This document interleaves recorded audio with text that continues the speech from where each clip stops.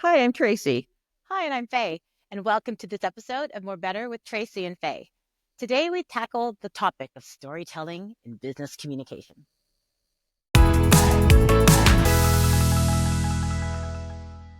Already sweating? We get it, but stick around. We've got a lot to say.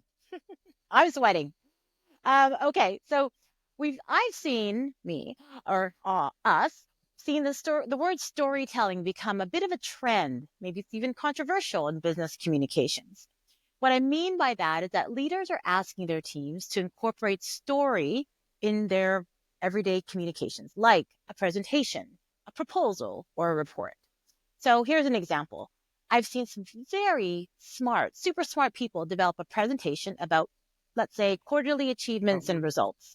They run it by their leader who needs to approve it, and their feedback is the content is good, but what's the story you're trying to tell?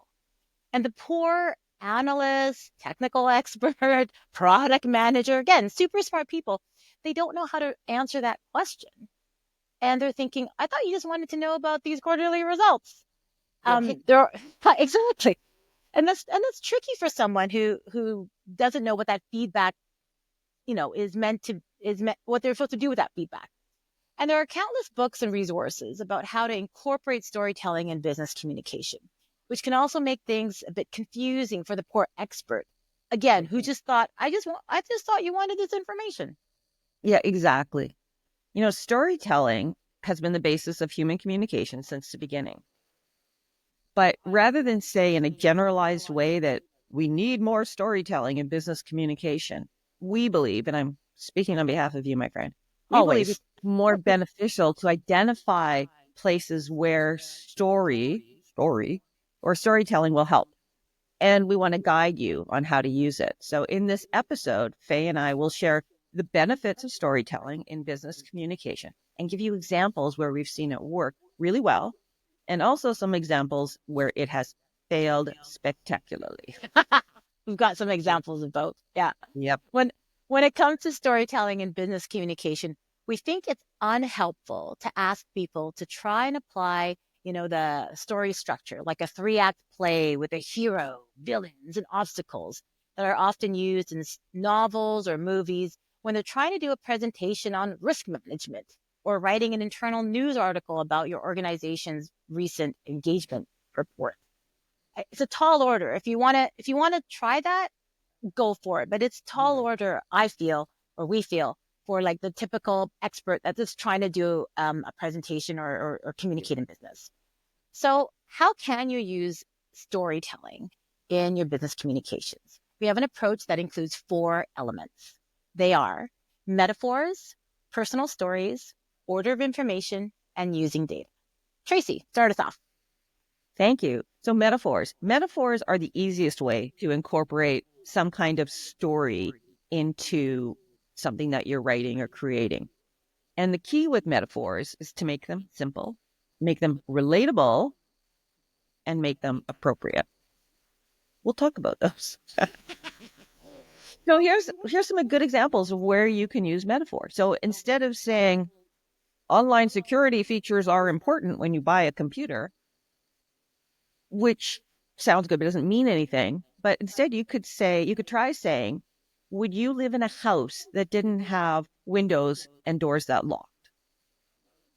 And you go, oh, so a house without windows and doors that lock is like a computer system without security features? That I Right. understand. That's a good metaphor. Or instead of saying, she's an excellent salesperson, you could say, she could sell me the shirt off my back while I'm wearing it. Nice. Nice. Very, very simple. Moving into, kind of HR space. We've heard language like this. Managers are pleased with the updated HR process for new hires, which is terribly exciting. Or you could say the updated HR process for new hires, or the updated HR process brings new hires from crawling to running in just 5 days. So Awesome. those are three really simple, really relatable types of analogies. But here's where they can get tricky because as we talk about relatability, you need to make sure everyone in your audience actually understands your analogy. Now, Faye and I have completely different perspectives when it comes to sports analogies.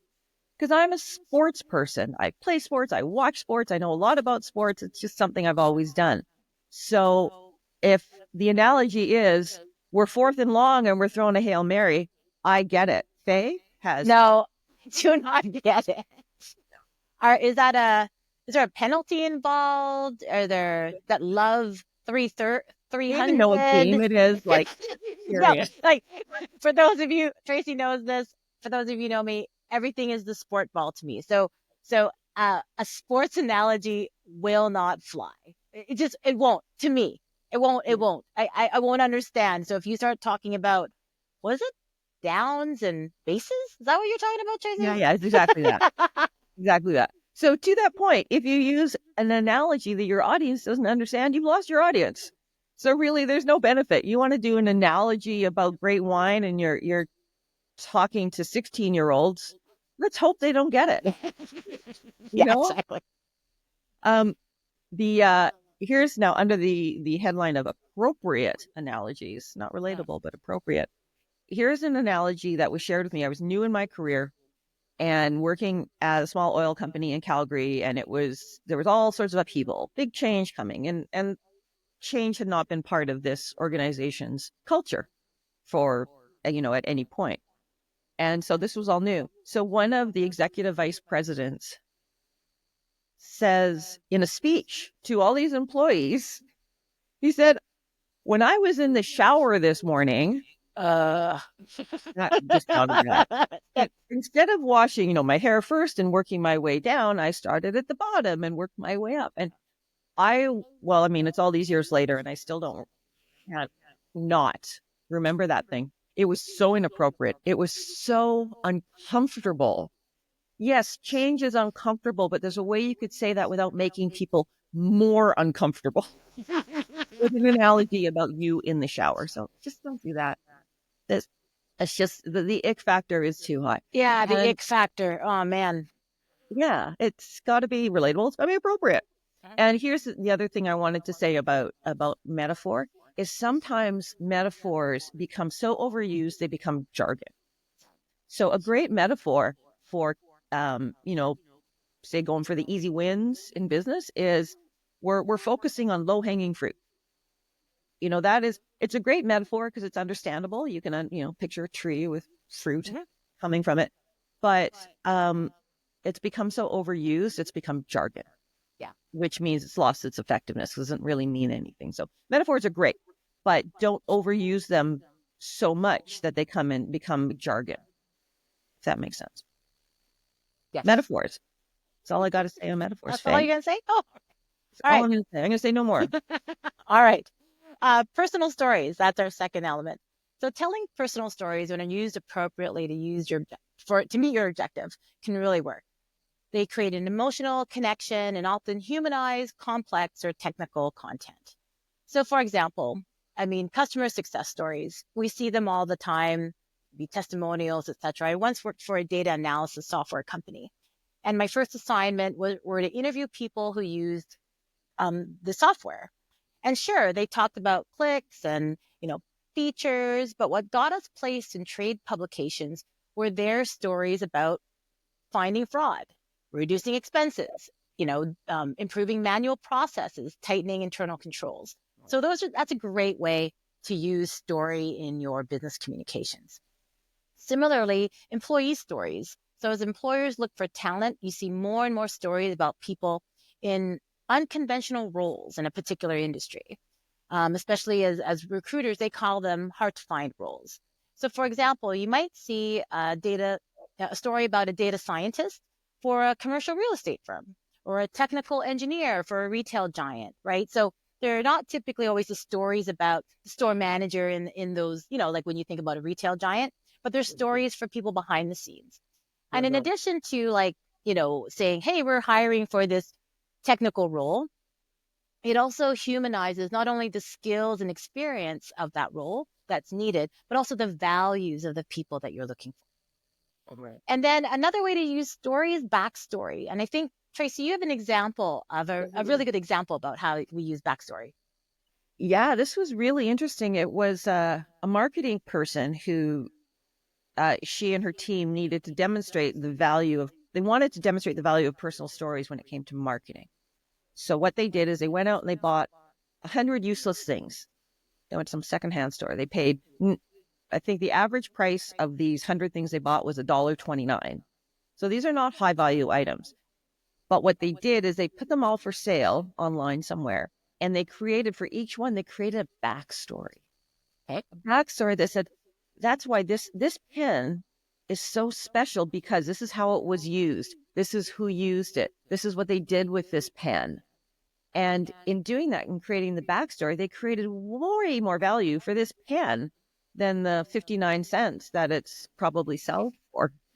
And what they found is that everything sold for higher Oh, than the $1.29 average price. And there was one, I think it was this little old beat up unicorn toy oh, that they created this beautiful backstory for. And it sold at like over $40. oh, wow. Yeah. So the uh, stories, personal stories attached to things create value Yeah, in the I eyes of the people who are experiencing it. very cool. And just Yeah. a note, like, don't lie. Like that Oh, was an you don't experiment. lie. It was an experiment. Experiment only. Disclaimer, just in case, right? We're not Oh my encouraging God, you people did pay to $40. make up stories Well, a about. unicorn that's really just a piece of plastic. Just molded plastic, people. Just It's an molded plastic. experiment, social experiment. So, and so the other, on the flip side, where can story get in the way? So here's an example, and Tracy and I talk about this all the time. So I'm always looking for recipes. I like to cook, and I'm always online looking for recipes. And I'm usually just looking for that apple pie recipe, right? Like a good apple pie recipe, let's say. But when I land on a page and it says it's all about Mima and how she had passed this recipe, from her grandma and the history of her grandma. And she lived in a cabin in the woods and like all of these things. I don't want to know that. It gets in the way of my objective. Thank Yeah. God there are anchors now that go jump to story, right? Or jump to recipe. Done the Thank God, recipe. right? Jump to recipe. And so, I think that yes, I know why they put stories in the front. There are, economics, right? So there's people want to have you stay on their page, right? They want you to, and maybe to some people, they love that story. They want to hear about Mima. And maybe that's part of the perceived value, as you just mentioned, right, Tracy? Mm-hmm. Like the perceived value of that recipe. But for people like me, I just want the recipe. I don't know. Thoughts? Well, I agree with you. And I think that's one of the things that I've seen in business communication where people are struggling with, I have to tell a story. Mm-hmm. I have to tell a story. So I'm just gonna like make a story and I'm gonna stick it at the top. Yeah. Before we get into the meat of it, let me tell you a story. Yeah. All this Well, context. it's great if it makes sense and if it flows and if it is, will lead to your objective being met or to you meeting your objective. Um, so stories are great, but not if they are imposed in the same way that they do on recipe pages on the internet and things like that. Um, Here's a really simple way to think of your story is the order of information that you put. Wow, that sounded really bad. Your stories, the order in which you share information is your story. How about that? And so if you were doing a presentation, this is the easiest way to think of it. If you're doing a presentation and first I'm going to talk a slide on the background and then a slide on the objectives and then a slide on the marketing plan and then a slide on this, a slide on that. Well, the order that those slides go, that's the story that you're telling because that's the story that your audience is taking in. Mm-hmm. So you need to ask yourself, does that flow of information make sense? Should I put financials before marketing or after marketing? And where does the project timeline fit? And where does this go? All of the things that you need to include in any communication. That's the story that you're telling. And so you need to look at not everything is just an individual factoid that you are sharing in this presentation or in this report that you're writing or whatever it might be, that actually everything links. Everything links. because as humans, we like story. We want to see a through line. We want to understand what's being sent to us or being, presented to us. And so we are trying to find some flow. And that's what your order of information is. And that's the story that you're telling. So if I'm doing a really important presentation and I am leading with marketing and I'm, ending on the timeline, that's suggesting something that's really important. It's saying to people, this is what's most important. This is what's least important. Or conversely, let's say I want to ask for a $10 million capital infusion. Well, I need to tell the story so that by the time we get to that last slide where I'm like, this is what we need, the people who are watching are like, absolutely, let's give you twice as much because you've told us a story that says, yes, this capital infusion is going to make a huge difference. So when you are figuring out how to tell what you want to tell to get to the objective that you want, think about your order of information, and it will help a lot. So here's an example of how this might work. So I'm going to make an assertion that says our sales team needs a 60% increase in travel. So anyone who's going to see that would be like, sure, Trace, we'll give Here's you more money. an increase. But how do I lead my audience to get to that? Yes. Well, I start out by not saying this is how much it's going to cost. I start out by saying, well, our research has shown that if we spend X amount on travel, it's going to translate to this much in sales. And then I might talk about how much we're currently spending on travel. What does that mean in sales? Then I can paint the picture of if we infuse this much more in travel, it's going to translate to that much in sales. So I'm drawing my audience to my conclusion. I'm not telling a story, but I am using the order of information to lead people to the result I want. I love that. I think it also, like, order of information, you can think about it like, what are the questions that people are going to have after you've presented information? So I'm going to present this and they're going to start to think about X. Oh, I'm going to answer that question right away, right? So it's kind of like trying to follow their train of thought, and that, and that's about, knowing your audience, which we'll talk about in later. And so I think that's great. Thanks for that example. And the final element is using data. Now, data is big and it's everywhere, right? So everyone's talking about making data-informed decisions. And technology has given us, that ability with quick and easy access. But how do you tell a story with data? Like the earlier example about quarterly results, insight is really the key to good data storytelling. So when leaders are asking for, like, what is the story? What, when you're presenting in a presentation, we believe that your story is your insight from the data. So what is the data telling us about X problem? And what are your recommendations based on your observations? They don't want you to simply read off the slide. There's a pie chart. And they don't want to hear that, see this piece? It's bigger than this other piece. Yeah. Like, they can see that, right? They want to know, why do you think that is? What do you recommend we do about it or not? So it's that insight that they're looking for. We'll have more to say in a future episode about storytelling with data.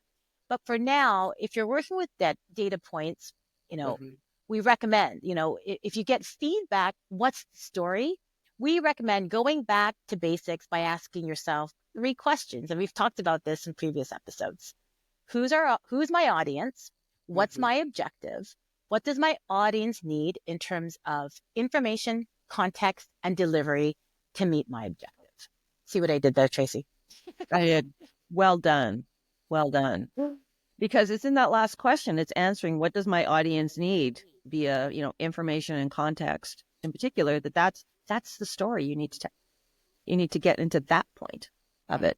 And just one thing to say on data before we move on is, to your point, no one wants to say, hey, look, that piece is bigger than that piece. Because, when people get up there and go, well, you see this chart, it speaks for itself. Oh, yeah. That's the flip side of that. That's a good point. Right? Yeah, and absolutely. I might look at a chart that's got, 80% one thing, 20% another. But what I'm focusing on is the 20%, because I think that 20% slice tells a monumental story about something. whereas Faye might be focusing on that 80% and the story that the 80% tells. So you, as Faye said, you have to interpret the data for your audience and say, this chart is telling me this. And as a result of what this is saying, here's my ask. So Yes. No, I love that. You like as you tell that story with your data, put the spotlight where you want them yeah. to look at. Or that was awkward. So put the spotlight where you want them to see, right? You know what I mean? Like put it there so that or else, like you say, if you just say, well, it speaks for itself, and people are like, what? Huh? Well, here's what I think about it. And you're like, no. My partner next to me is going, well, that's terrible. I'm like, no, it's wonderful. And they're going, no, but it's awful. I'm like, no, it's great. See, look. And they're like, no, it's awful. Look. Anyway. All right. All right. So to wrap up, we've covered a lot about storytelling and business communication. And the one thing we want to drive home is it is not about writing a novel. It's not about, well, what's the story arc and what are, increasing obstacles before we get to the climactic finish. It is about giving ideas that are separate from the words or the graphs that are up there that can capture the imagination of your audience. And it makes your message clear and engaging for your audience. So even if you don't consider yourself a storyteller, you can introduce these ideas every day into your business communication. You don't need to turn yourself into a pretzel trying to figure out how to tell a story so much. Keep it simple. Keep it relatable. I'm thinking about the shower. Keep it appropriate. I don't want to think about this. Stop it. I don't want to think about the shower anymore. And storytelling in business isn't a nice to have. Yeah.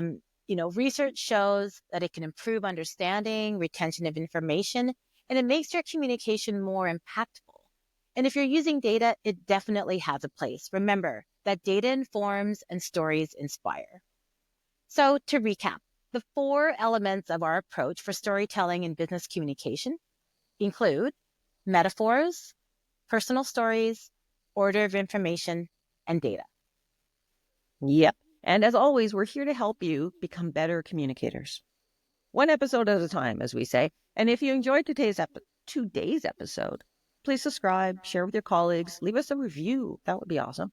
And if you're ready to take your communication skills to the next level, Faye and I, we facilitate custom communication workshops, and we design it specifically for you and your team and what you need. And we can help you become, you and them, more confident, more effective communicators.